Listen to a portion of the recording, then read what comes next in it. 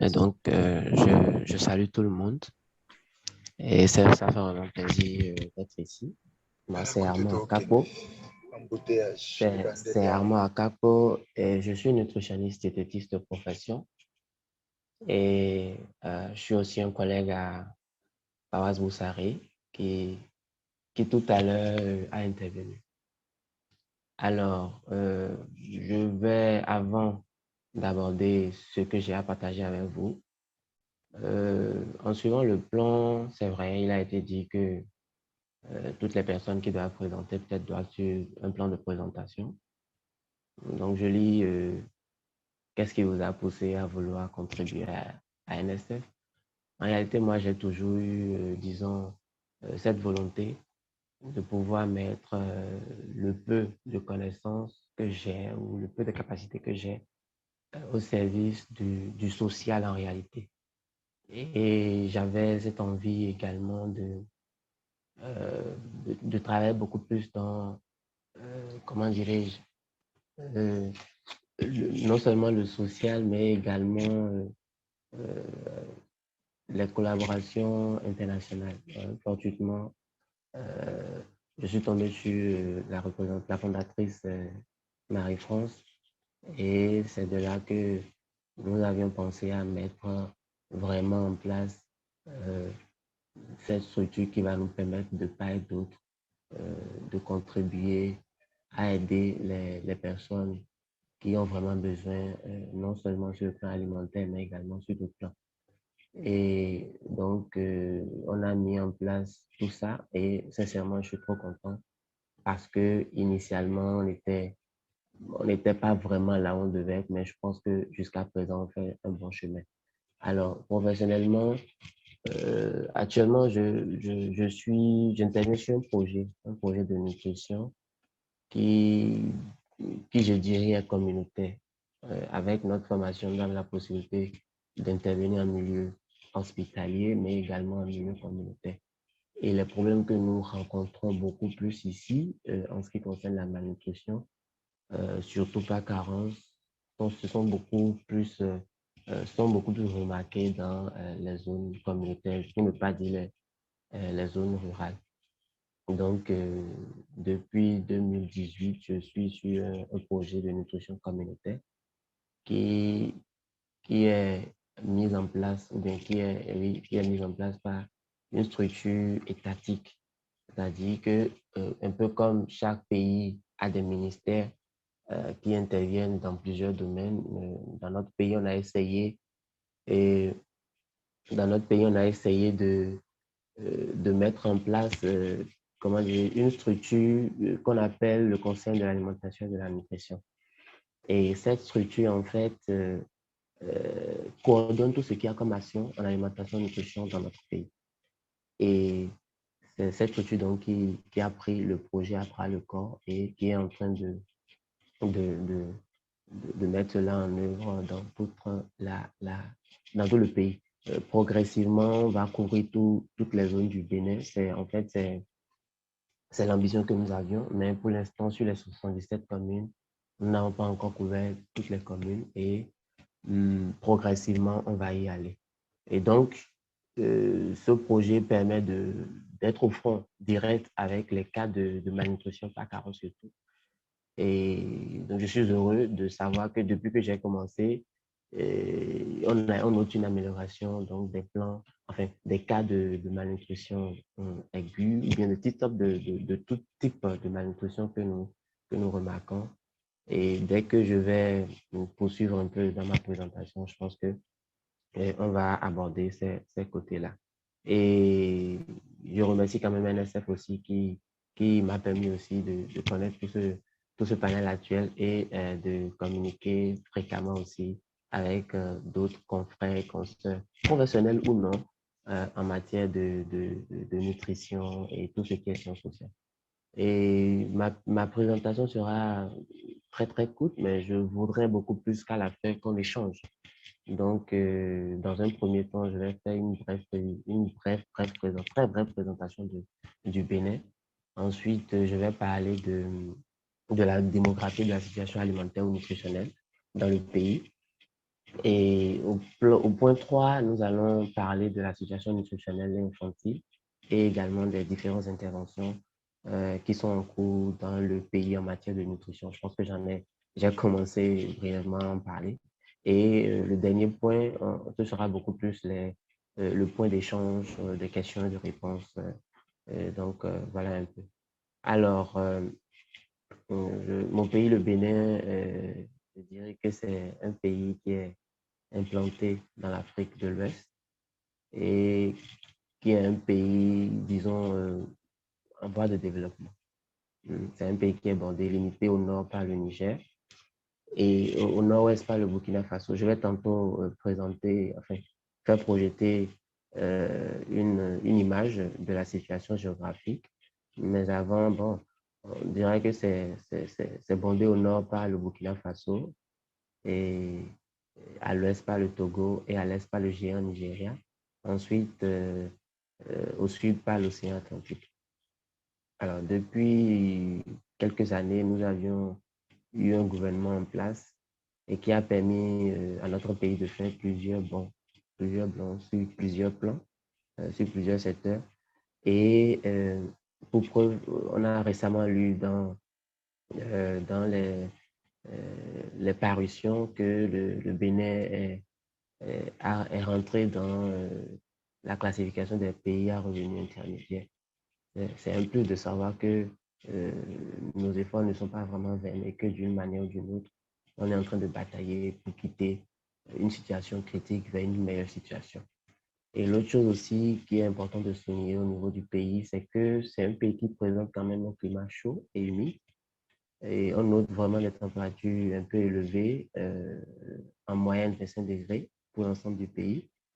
Et c'est dans les mois de mars qu'on observe beaucoup plus les taux de température élevés et en outre que ces températures reviennent un peu plus bas. Le pays est indépendant depuis le 1er août 1960 et c'est d'ailleurs en cette année-là, enfin en cette date-là que nous commémorons l'indépendance du pays. Et euh, le nom de Bénin est venu en cette date, ou sinon c'était le Dahomey.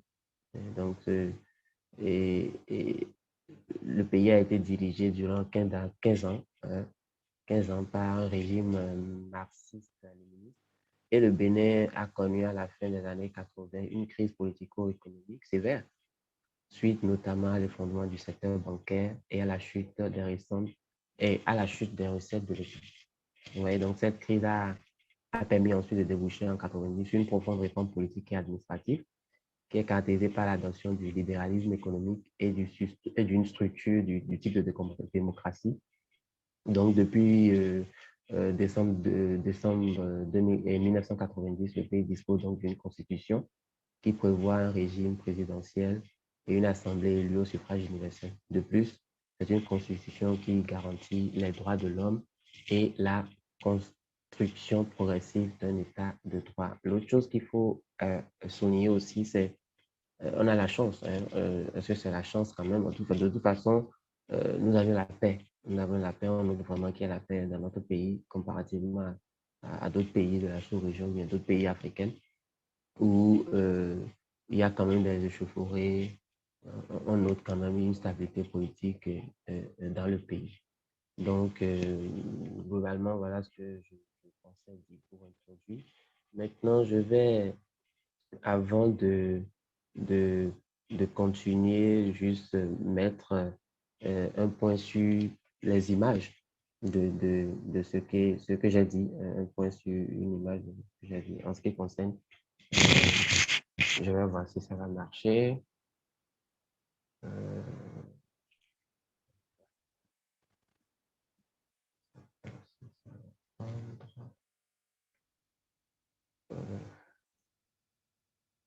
je suis en fait, je ne suis pas sur l'ordinateur, je suis sur le portable.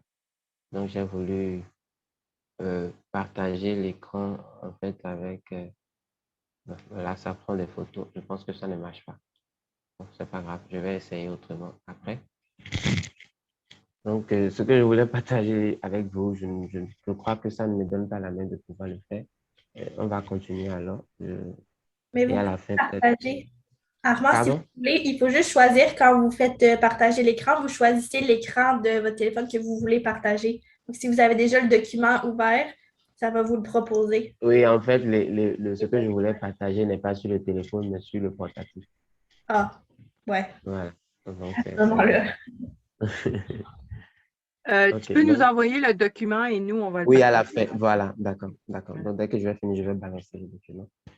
Et quand j'aborde le point de la démographie, la situation alimentaire et nutritionnelle, bon, selon les derniers recensements qui ont été faits, pour ce qui est de la quatrième recensement, nous notons une population d'environ 11 800 000 habitants, ce qui n'est plus le cas actuellement parce que ça a déjà évolué.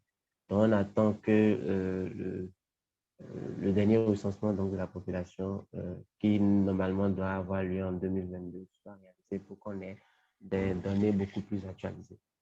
Et l'autre chose aussi, c'est que au niveau donc, de cette population, on a noté que il y a quand même plus de 21% de cette population qui est comprise entre la tranche d'âge de 0 à 4 ans et environ 14,7% dans la tranche d'âge de 5 à 9 ans. C'est pour ainsi dire que quand même la population, il y a une grosse partie de la population quand même, une partie qui n'est pas négligeable et qui est quand même infantile.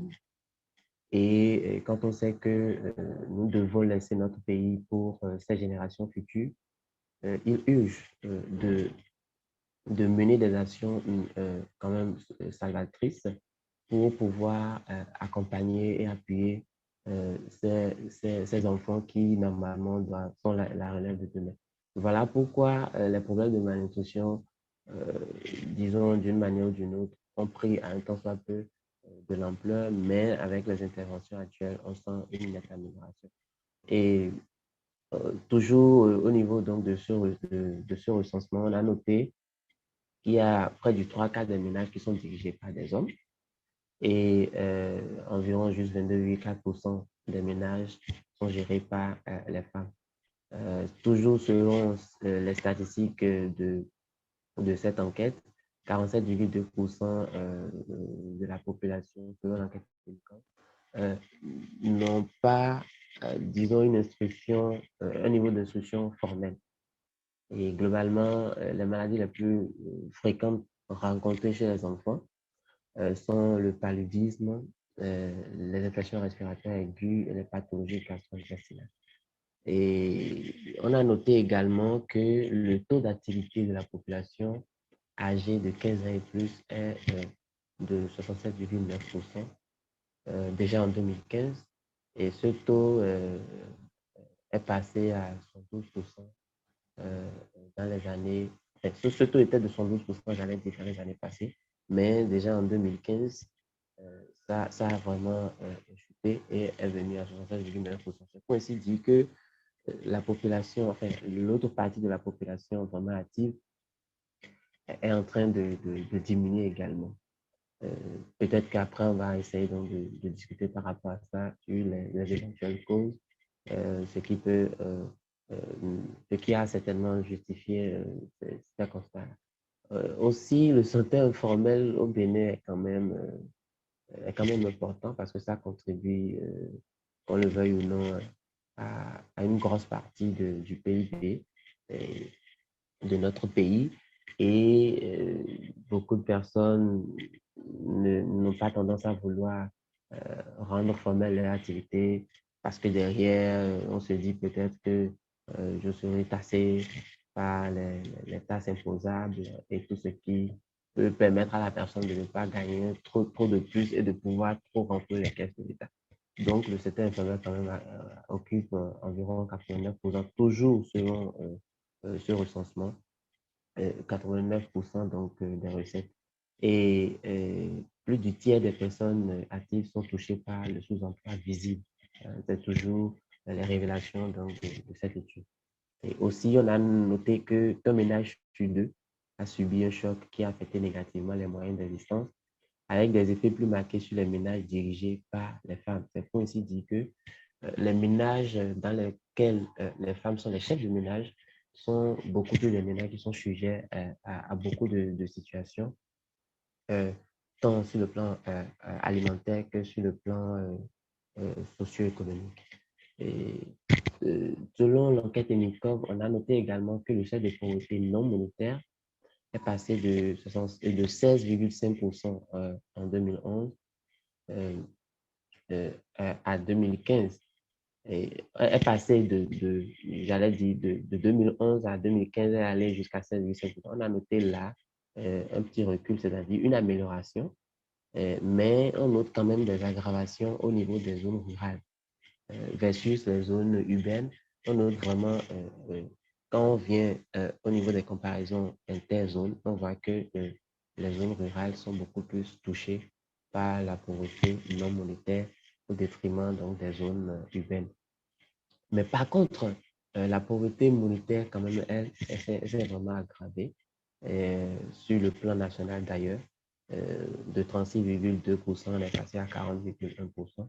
Et la même remarque est toujours présente, c'est-à-dire que la zone rurale est toujours plus affectée que les zones urbaines. Déjà en août 2017, sur une population estimée à environ 11 800 000, comme je l'ai dit, la majorité, environ 47,5%, soit disons 5 400 000, étaient en sécurité alimentaire. Ça, c'est la sécurité alimentaire.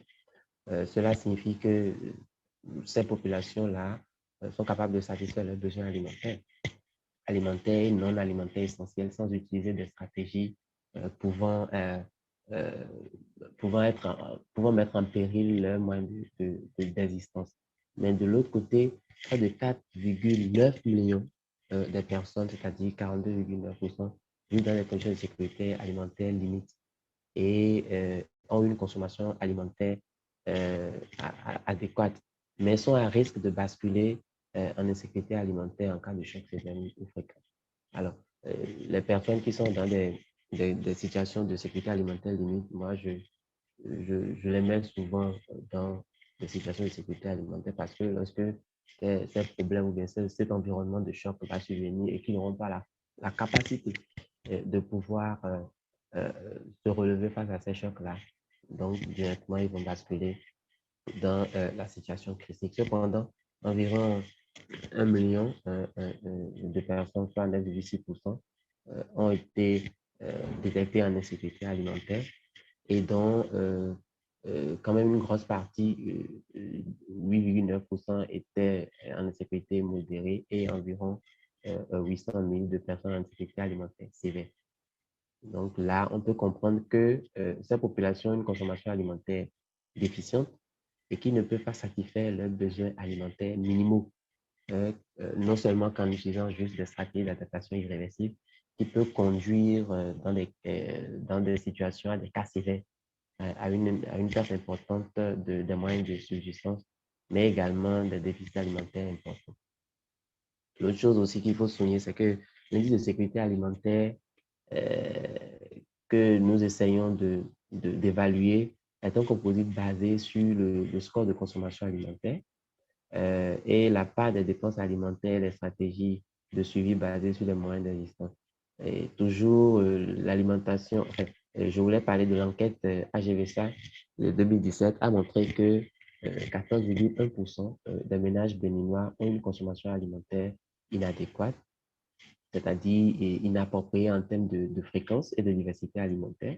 Par ailleurs, 15,2% des ménages dépensent plus de, disons, 65% de leur budget pour s'alimenter.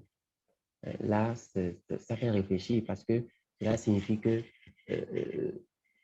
la part du budget restant est très limitée pour couvrir d'autres types de dépenses, telles que les frais de santé, les frais de scolarisation, d'achat, d'emprunt, etc. En fait, donc c'est cela qui montre que les gens ont souvent tendance à vouloir non seulement chercher les sous pour beaucoup plus d'abord subvenir aux besoins alimentaires et les autres viennent après. Dans certaines conditions, dans certaines zones rurales, vous allez voir qu'il y a des gens qui ont des problèmes de santé, mais qui, disons, n'ont pas le premier réflexe d'abord d'aller au centre de santé, par exemple, parce qu'on se dit, quand je vais aller au centre de santé, il y aura l'aspect financier qui va jouer sur moi. Et quand, par exemple, je fais peut-être un petit mal de tête et que j'ai peut-être 1000 francs, et avec ces 1000 francs, je dois me rendre à l'hôpital pour suivre peut-être un traitement qui va me permettre de guérir rapidement, mais que versus j'ai ces 1000 francs et je me dis, mais si je remets ces 1000 francs pour les soins de santé, qu'est-ce que je vais manger après? Donc, du coup, il y a ces genres de calculs rapides qui sont faits et qui fait qu'il y a beaucoup plus de priorités qui sont accordées à l'alimentation. C'est normal, mais la santé globale d'une personne, c'est un tout. Il y a également l'alimentation, il y a également l'aspect sanitaire non indépendant de l'alimentation et il y a également l'environnement. Donc, tout ça mis ensemble va faire que nous pourrons dire que nous sommes vraiment en bonne santé, mais on ne perçoit pas souvent euh, euh, ces aspects-là. Et l'autre chose qu'il faut dire également, c'est qu'en plus, euh, il y a environ un quart des ménages, c'est-à-dire 27,8%, qui, ces derniers moments, a utilisé au moins une stratégie de crise d'urgence au cours des 12 derniers mois qui ont précédé, enfin, qui ont suivi l'enquête. Et l'utilisation de cette type de stratégie ont affecté la capacité des ménages à réagir en cas de choc futur en mettant en péril leurs moyens d'existence. Donc, j'avais aussi une image qui montre à peu près la répartition des ménages dans le pays selon le fait qu'ils soient en sécurité alimentaire, en insécurité alimentaire ou en insécurité alimentaire sévère ou limite. Donc, je vais partager euh, l'information, enfin, le fichier après à la fin. Et ce qui m'intéresse moi le plus, c'est les données nutritionnelles infantiles. Et il y a plusieurs enquêtes qui sont réalisées parce qu'il y a plusieurs partenaires internationaux qui interviennent au Bénin depuis des années.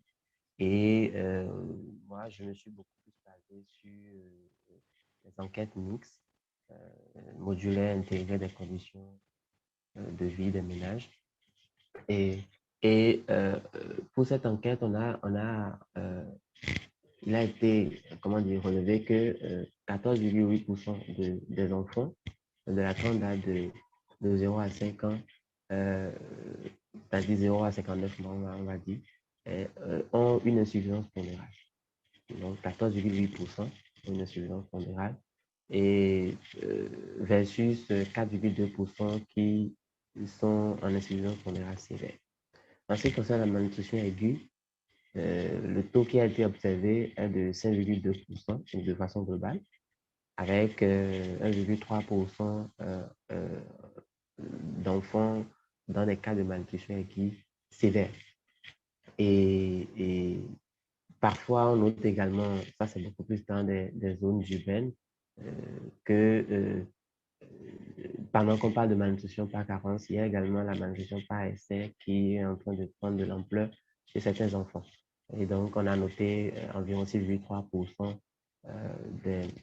des enfants qui, au contraire, au lieu d'être dans la situation carentielle, sont beaucoup plus dans la situation excédentaire. Maintenant,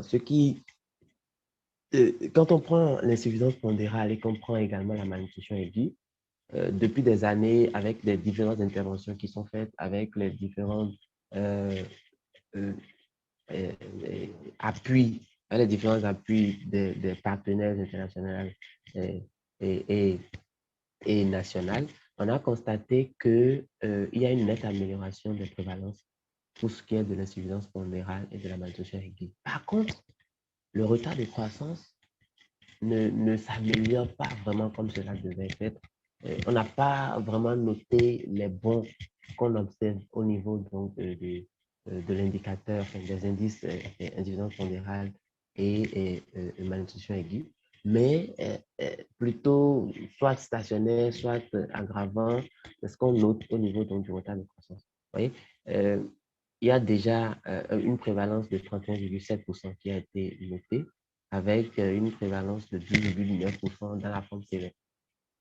Oui. Et je pense que c'est beaucoup plus là que ma réflexion elle veut beaucoup plus s'apaisantir pour, euh, pour qu'on essaie donc de trouver ou bien de partager comment dire, les efforts qu'on peut faire dans sur ce plan-là pour essayer donc d'améliorer. On sait que le retard de croissance, c'est un mal qui n'est pas aussi ponctuel, présent comme la malnutrition aiguë, mais c'est un mal qui dure dans le temps. Et c'est justement à cause de ce caractère qui dure dans le temps, qui fait que, de ce caractère chronique en réalité, qui fait que nous avions peut-être du mal à juguler cela. Et il y a plusieurs interventions, plusieurs projets qui interviennent. Il y a des projets qui sont menés par l'UNICEF. Il y a également des projets, par exemple, des projets sur lesquels nous intervenons qui au début était le programme de nutrition, le projet de nutrition communautaire qui a évolué et qui est devenu le projet multisectoriel d'alimentation et de la nutrition. Ensuite, actuellement, maintenant, depuis 2020, maintenant, c'est le projet de nutrition et de développement de la petite enfance parce qu'à chaque fois, il y a, comment dire, de nouveaux, soit cibles ou de nouveaux paquets d'activités qui sont, de nouvelles cibles ou bien de nouveaux paquets d'activités qui sont souvent ajoutés. Et actuellement, maintenant, on est dans une phase où on veut beaucoup plus s'occuper non seulement du développement de la petite enfance, parce qu'on a constaté que la nutrition seule également ne permet pas de sceller tous les contours qu'on aurait voulu avoir chez les enfants. On a constaté également qu'il y a aussi il faut développer chez les enfants euh, l'éveil et puis l'intelligence qui vont s'ajouter à la capacité qu'apporte la nutrition pour permettre aux enfants donc d'être des enfants complets. C'est-à-dire des enfants dont le développement holistique est vraiment assuré dans les domaines de développement des compétences donc, des enfants. Donc, c'est cette partie donc du projet qu'on est en train d'essayer donc de revoir pour essayer d'améliorer un peu les cas enfin, pour essayer d'améliorer un peu ce qui avait été fait de par les autres projets. Et l'autre chose aussi, c'est que à travers euh, ce poste que j'occupe, c'est-à-dire que je suis animateur en fait sur le projet. Je suis en contact direct avec les communautés, avec les membres des zones reculées et on voit réellement qu'il y a beaucoup de problèmes qui l'inquiètent. Et les cas de malnutrition sévères au début, depuis 2018, quand j'ai commencé, ça, on voyait vraiment de façon fréquente ces cas-là, mais avec les interventions, on a constaté que les populations deviennent de plus en plus autonomes par rapport à la prise en charge, et non seulement par rapport à la prévention des cas de malnutrition aiguë, mais aussi aux éléments de prise en charge, parce qu'on leur apprend à faire beaucoup de choses. Et on a identifié des personnes dans les communautés, dans les villages, à qui on a appris la manière de faire le dépistage. Faire le dépistage déjà de la malnutrition, des signes qu'on peut observer pour déjà suspecter que cet enfant est en train de virer vers la malnutrition aiguë ou d'autres types de malnutrition. Et l'autre chose aussi, on leur apprend comment juguler ou bien comment combiner les aliments qu'ils ont pour en faire des aliments très nutritifs et quitte à pouvoir prévenir les risques de malnutrition par carence. Euh, Directement, quand on va vers eux, ils se disent que voilà, c'est une intervention qui est venue vers nous, ils vont nous apporter de l'argent, mais on leur explique ou bien on leur fait voir qu'avec le peu qu'ils ont, ils peuvent essayer donc de mieux améliorer cela pour pouvoir sortir de situations de malnutrition. On se base également sur des modèles de déviance positive, c'est-à-dire que lorsque dans une même communauté, par exemple, on évalue le statut nutritionnel chez les enfants et qu'on constate, par exemple, que pendant qu'il y a des enfants ou bien pendant qu'il y a d'autres ménages dont les enfants euh, souffrent de malnutrition, d'un ou de plusieurs types de malnutrition, alors que il y a d'autres ménages qui sont soumis aux mêmes disons, au même environnement que la personne, mais même situation peut-être financière, même capacité, mais eux, ils ont pu avoir la possibilité de pouvoir s'en sortir et avoir les enfants très, très, très sains.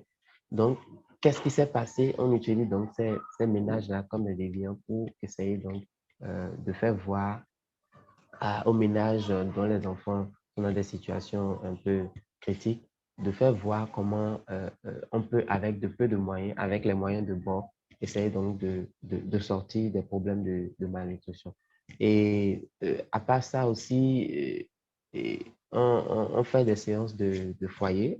Quand on dit foyer, des foyers de récupération alimentaire et nutritionnelle, c'est qu'ensemble, les enfants qui sont détectés malnutris, on les met ensemble avec les parents et là, on les éduque sur le plan nutritionnel et également on leur apprend comment combiner également des aliments pour avoir des régimes nutritifs pour les enfants. Et tout récemment, on est en train de joindre le développement de la petite enfance à ce genre de séances-là pour développer également l'intelligence des enfants à travers des jeux, à travers des jouets, euh, des activités ludiques qui vont non seulement éveiller les capacités euh, qui somnolent dans ces enfants-là pour leur permettre d'être des enfants complets. L'autre chose aussi, il y a d'autres interventions toujours qui vont dans le même sens. Je pense que Marie-France en a parlé lors de sa présentation. C'est les cantines scolaires que notre pays a essayé de rallier. Enfin, c'est une cause donc, que le pays a essayé de rallier depuis déjà 2016, initialement à travers le programme national d'alimentation intégrée, mais maintenant, c'est vraiment les cantines scolaires en bonne et due forme. On est accompagné par le programme alimentaire mondial sur ce plan. Et j'avoue que on a noté qu'avec ce programme-là, non seulement euh, ça améliore la rétention au niveau scolaire, parce qu'il y a des enfants, il y a des parents, par exemple, lorsqu'ils mettent, ils instruisent les enfants,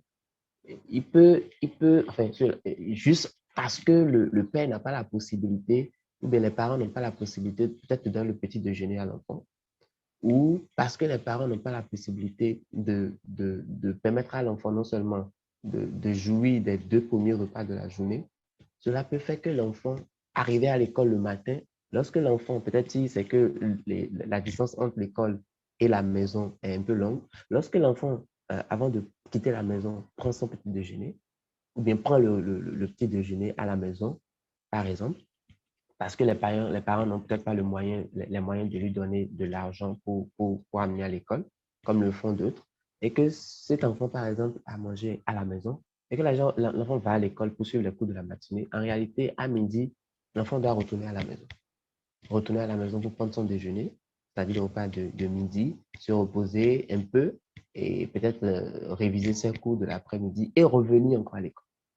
Mais parce que peut-être l'enfant n'a pas peut-être trouvé à manger à midi, ou en regardant peut-être la distance entre l'école et la maison, ne permet pas à l'enfant non seulement de vite venir à la maison, de manger et de revenir à l'école. Cela fait que souvent, c'est des enfants qui ne sont plus du tout réguliers à l'école. Et là, ça augmente également toujours les taux de déscolarisation et ça peut justifier également euh, les prévalences dont j'avais parlé un peu plus tôt, qui font qu'il y a quand même une partie non négligeable de la population qui n'est pas instruite.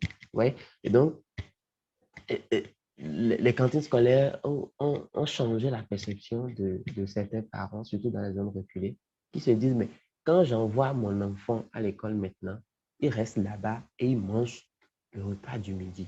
Vous voyez? Donc, ils disent généralement aux enfants de ne plus revenir à la maison parce qu'ils savent que si c'est que l'enfant doit braver une grosse distance pour revenir à la maison et braver encore cette même grosse distance pour repartir, et l'enfant peut être en retard, et ne plus vraiment être concentré en tant que tel. Et il peut venir, braver cette distance, venir à la maison et ne pas vraiment trouver quelque chose de consistant ou bien de quand même bien à manger. Et on sait maintenant que quand l'enfant va le matin, c'est-à-dire le parent fait l'effort de lui donner le petit déjeuner ou bien de lui assurer le repas du matin avant que l'enfant ne prenne le départ. mais il sait au moins que quand l'enfant va partir, l'enfant va rester à l'école et va prendre le repas du midi. Donc, ça a augmenté le taux de rétention au niveau des enfants et ça améliore également, tant soit peu, les résultats scolaires. Donc, d'ici quelques années, ça va changer un peu le profil qu'on lit dans les différentes enquêtes et on aura beaucoup plus de personnes qui seront instruites. L'autre chose aussi, c'est que le gouvernement, dans les structures publiques, a rendu le collage gratuit, surtout pour les filles, pour faciliter et favoriser aussi l'aspect genre. Parce qu'on a beaucoup plus remarqué que euh, les parents ont souvent tendance à beaucoup plus mettre les enfants garçons à l'école au détriment des filles. Et que pour beaucoup de personnes, c'est que les filles, normalement, doivent rester à la maison, s'occuper donc des travaux ménagers, que c'est beaucoup plus l'homme qui doit être instruit, puisque c'est lui qui est appelé à être chef de ménage et tout. Donc, généralement, c'est de cette manière que les perceptions sont. Donc, il y a beaucoup d'actions qui ont été mises en œuvre par le gouvernement pour essayer donc de soulager un peu tout cela. Donc, la gratuité de l'école pour les filles, surtout dans les écoles publiques. Et en plus, maintenant, il y a l'appui des cantines scolaires. Et donc, il y a ces interventions qui jouent également un rôle très important dans l'amélioration du statut nutritionnel des enfants. L'autre chose aussi que je voulais souligner, c'est beaucoup plus ce à quoi NSF et ses mamans réfléchissent pour l'appui dans les écoles également. Parce que pour moi, c'est agir sur le retard de croissance. Je pense que ça va nous permettre de résoudre beaucoup de problèmes. Parce que la malnutrition aiguë, et ça, c'est beaucoup plus spontané. C'est des choses qu'on peut voir et essayer donc de résoudre, des problèmes qu'on peut essayer donc de résoudre lorsque on a la possibilité déjà de vite détecter la maladie. Déjà dans la communauté, on donne les aides nécessaires à la communauté elle-même de pouvoir détecter ces cas et déjà avec les cas modérés de prendre en charge. Parce que les gens ne sont pas, nous, les professionnels, bien sûr, qui ont appris le métier, ne sont pas appelés tout le temps à être dans ces milieux-là. Et donc, veiller à ce que les gens même de la communauté aient le background qu'il faut pour pouvoir prendre en charge avec les cas modérés, c'est le plus important.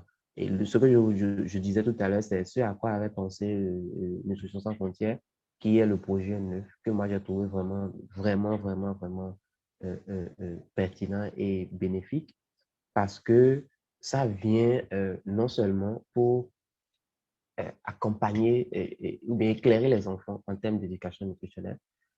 Quand on regarde le calendrier, c'est que les enfants déjà passent pratiquement 9 mois à l'école, sur les 12 mois, pratiquement 9 mois à l'école.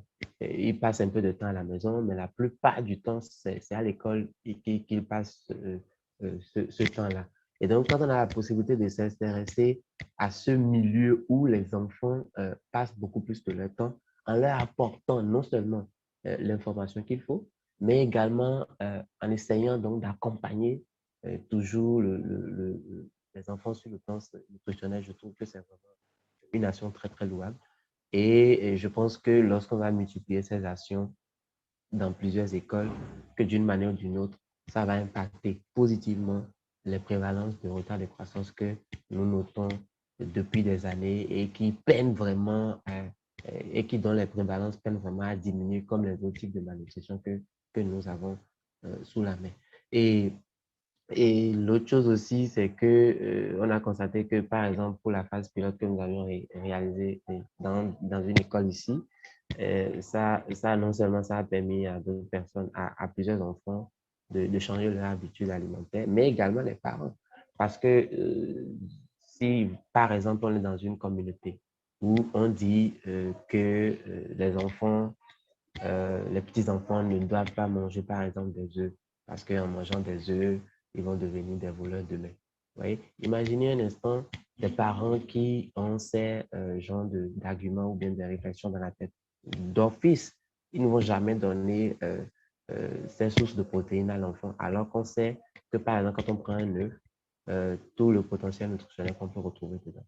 Donc, des enfants qui sont soumis à des mythes alimentaires de par leurs parents, on comprend par là que c'est des enfants qui sont soumis également à des situations de carence. Et la belle preuve, c'est cela qui va dénoter donc des situations de carence chronique et d'où le retard de croissance. Donc, quand on vient élucider ces mythes-là, déjà, non seulement au niveau des enfants, ils ont la possibilité eux-mêmes d'aller à la maison, de pouvoir informer les parents, de pouvoir essayer d'essayer de convaincre les parents sur le bienfait, par exemple, de l'œuf. C'est un aliment pris au hasard en considérant plusieurs éléments, mais on peut également prendre dans le futur d'autres plusieurs éléments et d'autres plusieurs aliments pour essayer donc de lever les différents mythes ou bien les différentes rétentions que nous avions ou bien les communautés ont par rapport à ces genres d'éléments-là. Et l'autre chose aussi, c'est que non seulement à travers l'apport de NSF, on a noté aussi que euh, l'utilité des professionnels de nutrition diététique que nous sommes prennent également de l'ampleur. Parce que figurez-vous qu'à un moment donné, c'est vrai, il y a des nutritionnistes dans le Bénin, mais les nutritionnistes cliniciens, les nutritionnistes diététistes, jusqu'à un passé récent, n'étaient pas vraiment considérés comme cela se doit. Même des agents de santé, quand vous leur parlez de nutritionniste, ils se demandent, ça c'est quoi en fait? Ça c'est quoi? Et je pense qu'avec l'apport d'NSF, ça permet non seulement d'utiliser un peu les ressources humaines en nutrition diététique disponibles, qui sont sorties déjà depuis des années, déjà depuis 2014, où des promotions sont disponibles. Et également, de par leur présence ici, nous avions essayé de faire des lobbies, des plaidoyers dans différents secteurs pour que les ressources humaines en nutrition soient utilisées. Et jusqu'à un passé récent, pour la première cohorte, il avait été organisé sur le plan national un recrutement national. Et ça nous a permis de juste prendre sur une panoplie de nutritionnistes diététistes disponibles, juste deux individus, deux professionnels, mais avec le temps, avec les différents plaidoyers que nous avions eu à faire et tout, on a constaté qu'il y a eu également un recrutement récent, c'est-à-dire un concours national qui a été fait. Mais cette fois-ci, de deux, ils ont élargi un peu le nombre de postes souhaités au plan national. De deux, on est passé à 9. On espère que dans les années à venir également, que ça va s'accroître un peu plus. Donc, si c'est que les nutritionnistes eux-mêmes ne sont pas dans des proportions libérales, ou soit qui ne sont pas peut-être sur des projets communautaires comme moi, par exemple, ça veut dire qu'on est laissé à nous-mêmes et alors qu'on a, on a la capacité, on a le potentiel et on veut vraiment mettre tout ce que nous avions appris, disons, au service donc, de la population pour pouvoir faire diminuer les taux de malnutrition, soit par excès ou par carence. Et donc, je remercie vraiment NSF aussi pour cet appui, parce que non seulement NSF nous permet d'essayer donc d'apporter une contribution aux prévalences élevées de malnutrition chronique, mais également, ça permet également de donner un coup de pouce aux professionnels en nutrition pour essayer donc de les utiliser. Et je leur dis un sincère merci. Et ne pensez pas que tout ce que nous faisions ici dans le groupe NSF de façon nationale ou internationale, ne pensons pas que c'est des actions vaines. À coup sûr, d'ici peu, nous aurons les résultats. Et plaise à Dieu, NSF sera un peu comme à l'image de Médecins sans frontières et d'autres organisations internationales Action contre la faim. C'est vraiment ce que moi je souhaite. Et je pense que je vais m'en arrêter là pour ce que j'ai à partager avec vous aujourd'hui. Je vous remercie pour l'attention accordée. Voilà.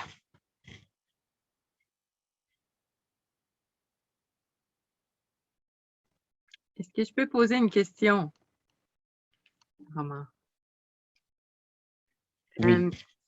Oui. Donc, ce que je vois par rapport à ce que j'avais constaté à mes premières missions, les 3 premières missions, on semble avoir des paquets d'activités différents dans vos milieux. Est-ce que tu trouves qu'il y a une amélioration au niveau de la prévention, de l'éducation? Ça semble être quand même quelque chose qui va au-delà de la simple distribution de suppléments ou est-ce que tu sens qu'on a progressé à ce niveau-là, qu'il y a une ouverture pour l'éducation dans le protocole? Oui, je sens qu'il y a une amélioration et je suis persuadé que les années à venir, que cela va aller de mieux en mieux.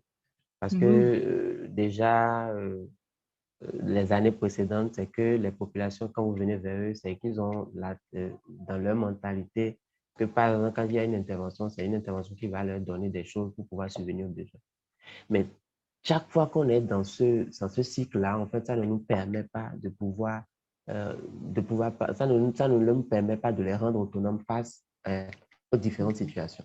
Donc, moi, je pense que vraiment, l'éducation nutritionnelle ou agir dans le sens préventif, c'est mieux que de laisser les choses venir jusqu'à ce qu'on se dise qu'on va mettre beaucoup de ressources pour pouvoir assurer le curatif. Donc, moi, je trouve que depuis qu'on a commencé, par exemple, les différentes interventions, jusqu'à l'état actuel, jusqu'aux années actuelles, enfin, jusqu'au jour actuel, maintenant, je vois qu'il y a vraiment une nette amélioration. Vous avez dans les communautés des gens, par le passé, qui ne sont pas en mesure même de savoir ce que c'est qu'une malnutrition visible. C'est-à-dire, vous voyez, par exemple, des gens qui ont le kwashiorkor, on vous dit que c'est de la sorcellerie, alors que c'est une maladie due à la malnutrition. Et c'est juste dû au fait que vous n'avez pas bien alimenté votre enfant et que cela a évolué vers une forme de complication et qui a quand même fait montrer d'autres complications. Mais vous voyez des gens qui disent que c'est de la sorcellerie et que voilà, on ne peut pas amener ça à l'hôpital, que l'enfant est destiné à mourir. Oui. Et c'est des perceptions, c'est des mentalités qui sont en train de changer maintenant. Et moi, sincèrement, ça me fait plaisir. Si avec ce travail de fourmi, on peut essayer d'arriver à impacter un peu la population, mais savoir qu'on est en train d'impacter une minorité, mais c'est une minorité durable qui est impactée. Moi, je pense que ça, c'est mieux. Et avec les années à venir, ça va s'améliorer. Et lentement, sûrement, on va quitter vivement cette zone où on ne fait que parler de situation de malnutrition par carence. Donc, pour moi, je reste optimiste avec ce que je vois que dans les années à venir, ça va s'améliorer. Merci. Bravo pour l'optimisme. C'est là-dessus qu'on est parti ensemble et que ça continue. Le petit changement qu'on fait, c'est ça de gagner. Et à un moment donné, tout ça va s'étaler au grand jour. Merci Armand de ta présentation. Et ta réponse à la question. J'avais oublié aussi la partie COVID. Faraz avait commencé à aborder cela. Bon, les cas de corona, comment est-ce que le pays est en train d'essayer de subvenir, enfin, de survivre par rapport à cela. Il y a plusieurs stratégies qui sont mises en place, notamment l'éducation pour les gestes barrières, c'est beaucoup plus cela. Et on note que dans la sous-région, quand même, le pays, avec les chiffres que nous avions eus sur le site du ministère de la Santé, on note quand même que le pays n'a pas des taux aussi évolués que certains pays dans la sous-région.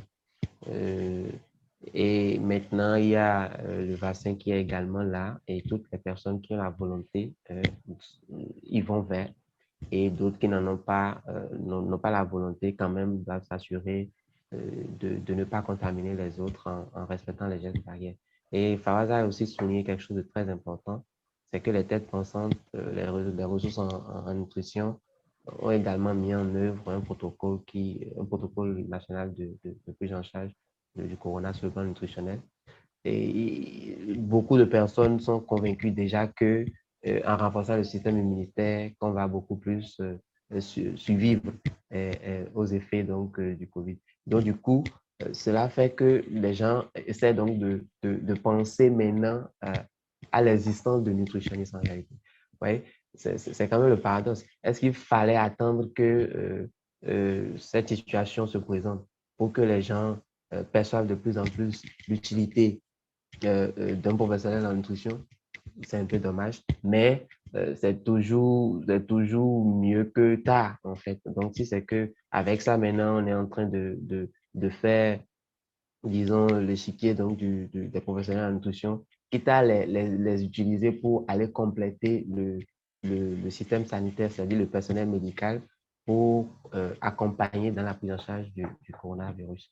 Donc, moi, je pense qu'il y a aussi cette partie-là qu'on doit essayer de rappeler. On a environ 21 450 cas confirmés ici, 4 010 qui sont sous traitement, 17 294 cas de personnes guéries et 146 décès officiels en ce qui concerne le cas de corona. Mais il y a déjà une grande partie de la population volontaire qui reçoit déjà ces doses de vaccin.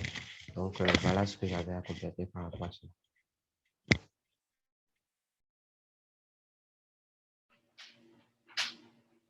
Je pense qu'il y avait Matt qui avait la main levée tout à l'heure, qui voulait dire quelque chose. Oui, au fait, je voudrais poser une question. Oui, Madame Matt, je vous reçois. Allez-y. C'est de savoir par rapport à ce que M. Amand avait dit tout à l'heure concernant les... Ah, on a un peu de mal à vous recevoir.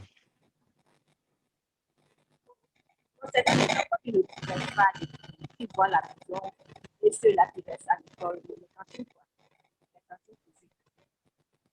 On entend mal, peut-être Je si ne sais pas si d'autres personnes entendent, mais moi, j'ai du mal à entendre. Ou écris la question, Matt, dans le chat. tu peux l'écrire dans le chat. Mais dans le fond, c'est ça après. Ok, je sais pas si c'est bon maintenant, bien d'écrire dans le chat, Oui. c'est mieux. C'est meilleur maintenant. Mais là, c'est Maintenant, mieux. c'est mieux, oui. Ah, ok, d'accord. Au fait, c'est par rapport aux cantines publiques. C'est vrai que pour un élève lambda qui n'a pas de quoi manger à la maison, et les cantines, c'est toujours mieux. Mais est-ce qu'à votre niveau, c'est-à-dire au niveau du Bénin, est-ce qu'il y a une amélioration des formations qui sont données à ceux-là qui s'occupent de la nourriture, de la préparation de la nourriture au niveau de ces cantines-là? Parce que pour un citoyen qui peut donner de quoi manger à son enfant, il peut lui dire de revenir à la maison pour manger. Du fait que ce qu'on leur donne là-bas, peut-être lui trouve que ce n'est pas parfois bien. Par exemple, les légumineuses, le haricot, par exemple, parfois, ce n'est pas bien trié, il n'y a pas le soin qu'il faut. Et il peut se dire que, bon, au lieu que ça apporte quelque chose pour son enfant, ça peut l'entraîner dans une maladie peut-être, donc, et être réticent à cela. Je ne sais pas quelle approche de solution on peut avoir dans ce sens. Merci beaucoup. Oui, merci beaucoup, Madame. C'est une question quand même pertinente parce que c'est des choses qu'on remarque sur le terrain. Mais en réalité, c'est d'abord une intervention qui permet d'aider beaucoup plus les gens qui sont dans des situations un peu défavorisées. Si c'est qu'il y a un parent qui pense que son enfant à lui peut ne pas manger, là, ce n'est pas une obligation en réalité. Mais en fait, tout ce qui est distribué là, il y a un paquet d'activités qui est réalisé. Donc, non seulement les vivres qui sont convoyés, les structures s'assurent que ce soit des vivres qui soient vraiment bénéfiques pour les enfants, tant sur le plan sanitaire que nutritionnel d'une part, mais d'autre part, il y a également des agents qui sont formés en réalité, des professionnels de santé, des professionnels soit des agents en nutrition, généralement les personnes qui gèrent, on les appelle les médiateurs. Donc, c'est des gens qui ont un background en nutrition d'abord eux-mêmes et qui reçoivent également des formations. Maintenant, c'est eux maintenant qui, lorsqu'ils viennent dans les communautés, qui essaient donc de mettre en œuvre le paquet d'activités de commun accord avec les membres de la communauté, mais également le personnel enseignant. Et ensemble, ils identifient des volontaires qui sont à même de pouvoir rester à la cuisine. Maintenant, ces gens-là qu'on va identifier qui doivent rester à la cuisine, il y a des tests sanitaires qu'on leur demande parce que ne peut pas venir cuisiner pour les enfants n'importe qui. En fait, quand je dis n'importe qui, c'est une personne qui, vis-à-vis du plan, sur le plan sanitaire, est quand même acceptable. Donc, il y a des analyses, des tests qu'on leur fait faire périodiquement. Ils peuvent faire ça pour une durée donnée et après, on refait au cours de la même année, ils refont encore ces tests-là pour s'assurer qu'ils n'ont pas de maladies contagieuses, par exemple, ou des maladies qui peuvent faire que dans leur manipulation donc, des aliments, ils vont essayer donc de créer des problèmes aux enfants. L'autre chose, c'est aussi ces cuisiniers de cette dame qui assure la préparation des aliments suivent également des formations. C'est-à-dire, il y a des formations périodiques qu'on leur fait sur l'hygiène, sur la manière de préparer également les aliments pour toujours laisser les valeurs nutritives intactes à l'intérieur. Donc, il y a tout un soin qui est mis autour de cela pour vraiment limiter les dégâts que cela peut avoir sur la santé des enfants. Mais l'autre chose, ce qu'il faut savoir, c'est que si un parent estime que tout ce qu'il y a là, qu'on peut donner aux enfants à l'école, ne convient pas à ses enfants et que lui a la possibilité de le faire, il n'y a pas de souci par rapport à ça, ils le font. Donc, voilà un peu ce que j'ai à répondre. Je ne sais pas si Fawaz a quelque chose à ajouter. Oui, Armand, merci pour ta présentation, pour ta brillante présentation. Par rapport à la dernière question, je pense que tout se fait, rien ne se fait sans la communauté. L'élément central de la prise de la gestion de cette intervention, c'est que les communautés sont impliquées. L'État s'engage à offrir du maïs, du haricot comme légumineuse, bon, 2 types de légumineuses, de l'huile enrichie à la vitamine A, du sel iodé. Et maintenant, la communauté de s'arranger, de voir qu'est-ce qu'il va faire de ces vivres, d'accord? Puisque ces vivres ne sont pas comestibles sans le minimum. Donc, la communauté, à travers l'association des parents d'élèves, se dit, OK, on peut cotiser 25 francs par enfant journellement et pour pouvoir faire en sorte que ces menus soient utilisés, ces mets soient utilisés pour composer, préparer, servir des repas équilibrés aux enfants. L'autre chose, c'est que les repas qui sont faits à l'aide de ces produits vivriers sont des repas et sont des menus élaborés par la communauté. Donc, ce n'est pas quelque chose qui est au-delà des habitudes alimentaires des membres de la communauté, puisque c'est eux-mêmes qui composent le menu et puis avec leur regardant du médiateur formé pour quand même faire en sorte que les menus soient les plus équilibrés possibles, on arrive à des combinaisons quand même acceptables. Et puis, en plus du minimum qui est fait pour s'assurer que les manipulateurs d'aliments ne seront pas des agents qui puissent contaminer les repas afin d'assurer la sécurité sanitaire de ces derniers. Donc, globalement, c'est ce que je peux ajouter pour... Allô? Allô? Oui, allô, je suis là. C'est ce que je peux ajouter pour répondre à cette question, mais si vous me permettez, je profite pour faire quelques commentaires par rapport à la présentation. Oui, on peut savoir d'abord si elle est satisfaite par rapport à nos Ok, d'accord. Là, toi, tu vas continuer. D'accord. Madame Matt, ça peut aller? Ou bien est-ce qu'il y a encore d'autres choses? Elle est là? Allô, Matt est là? J'ai posé cette question pour avoir. Oui, on demandait si vous êtes un peu satisfait par rapport à l'élément de réponse que nous avions apporté ou bien est-ce qu'il y a encore des zones d'ombre? Bon, moi, je l'ai reçu. Je disais que j'ai compris parfaitement le cas dans lequel ça se passe. On t'entend plus, Matt. Je pense que tu es un peu loin de ton micro. Allô? Oui, là, on t'entend un peu mieux. Allô? Allô, ça peut aller? Oui. Oui, là, c'est mieux.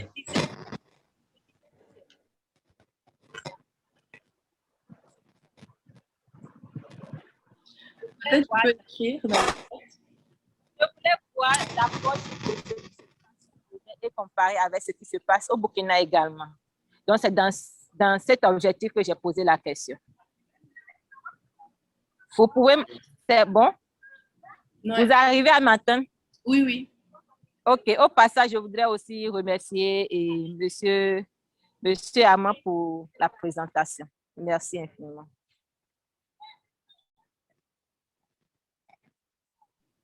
OK, merci beaucoup. Sous le contrôle de Fatima, là, je je vais permettre à Fawaz de continuer avec ce qu'il voulait dire.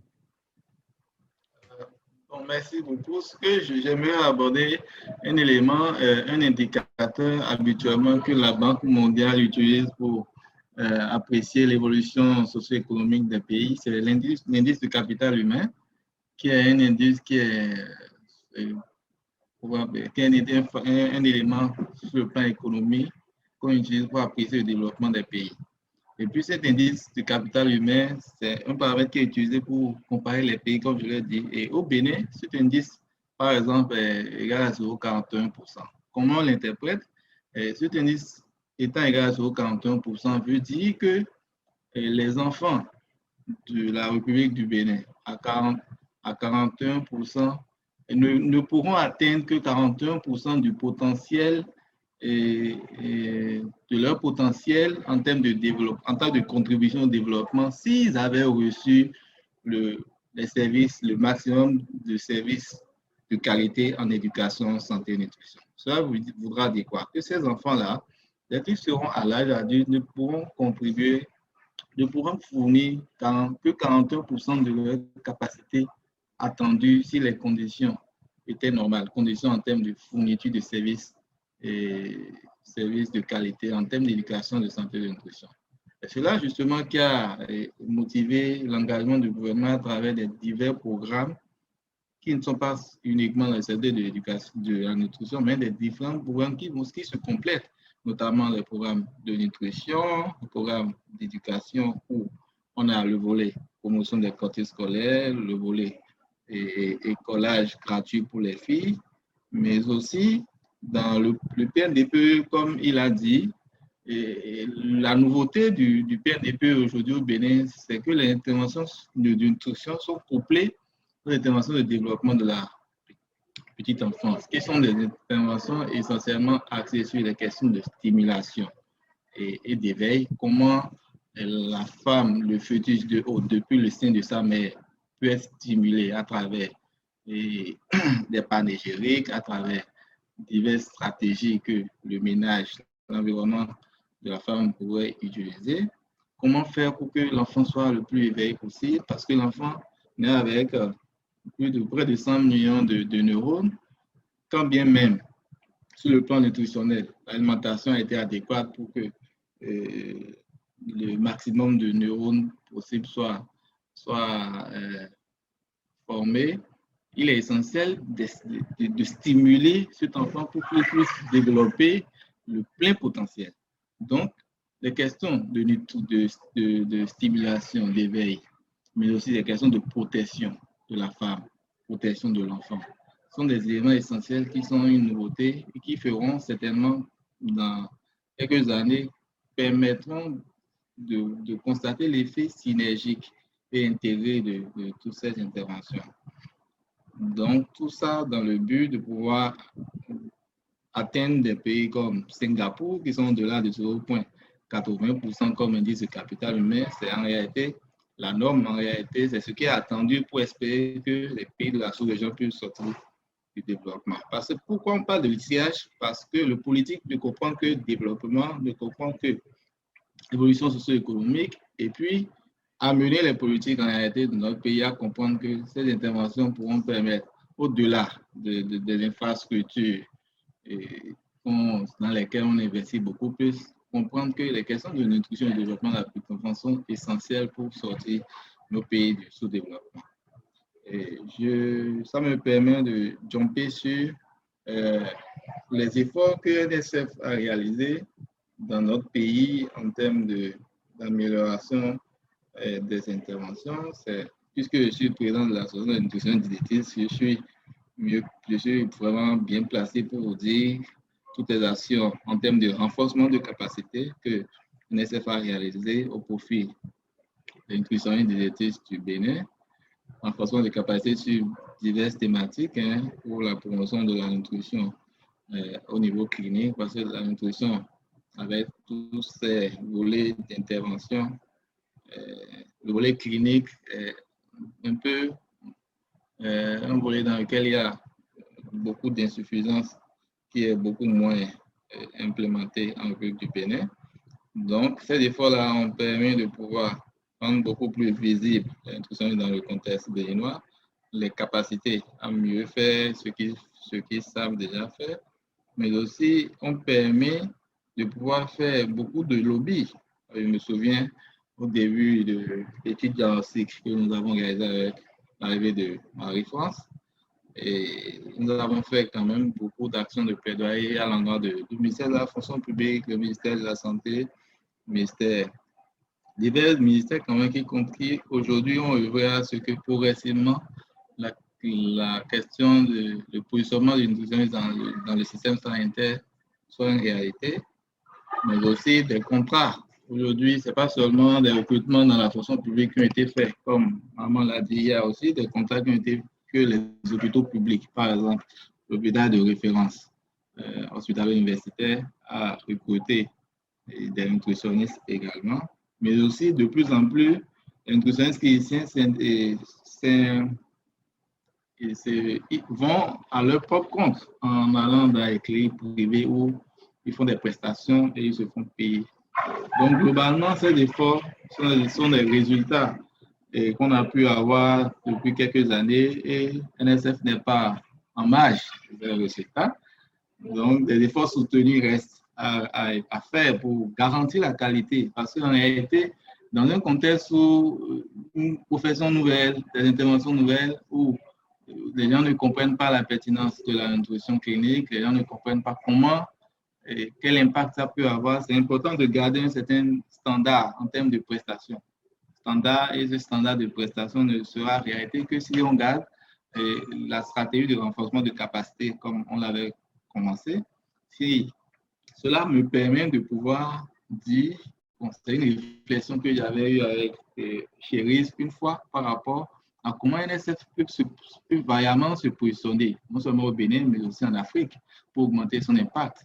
C'est beaucoup moins, parce que nous avons beaucoup de problèmes en termes d'impact, de mobilisation de ressources, mais se positionner pas comme un partenaire financier, mais beaucoup plus comme un partenaire technique pour les questions de nutrition. En termes de comment faire pour que NSF se positionne dans le renforcement des interventions à tout niveau, que ce soit l'intervention au niveau communautaire à travers les différents projets de développement, de projets de nutrition au niveau communautaire, ou bien au milieu clinique, au niveau clinique dans le système de santé, que ce soit là où on a des nutritionnels cliniques, des nutritionnels cliniciens où on peut former, mais aussi bien dans d'autres pays où même si on n'a pas de nutritionnels cliniciens dans le système de santé, comment faire pour renforcer les capacités déjà des nutritionnels sur la, mais aussi des agents de santé pour